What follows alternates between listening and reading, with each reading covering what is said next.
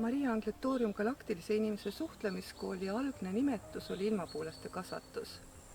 Tänaseks päevaks on elukäiguravi toonud selliseid rõõmustavaid tulemusi, et Maria Angletoorium galaktilise inimese suhtlemiskooli ravilisest katselaborist on väljunud 3 esimest hingekobara avatarliiget, kes on kinnitanud oma avatarseisuse vaimu ja mateeria liiduna ja saanud riigi poolt aktsepteeritud kinnituse, et nad on saanud loa oma avatarnime ka tsiviilnimena kasutada.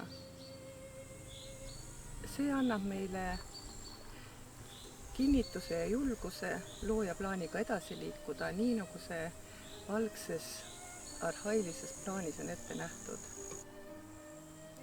Seega eile 16. juulil 2021 oli meie Maria Angletoorium galaktilise inimese suhtlemiskoolis uue ajaakna avanemine.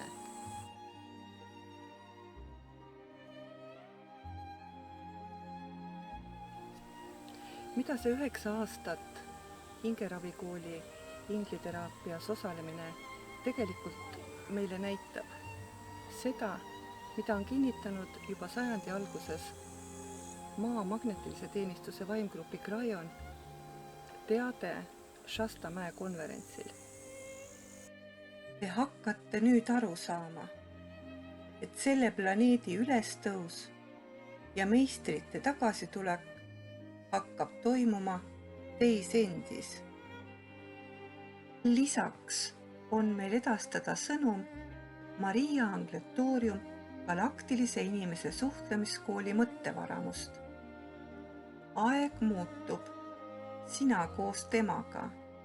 Maalase tegelik eesmärk on saada galaktilise inimese võrdkujuks.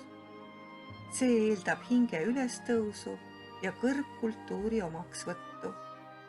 See eeldab haritust ja südames elamise võimet, milleks tuleb iseloomu kasvatada ja oma madal mina kõrgminale allujaks loovutada. Tõuse, sa suudad.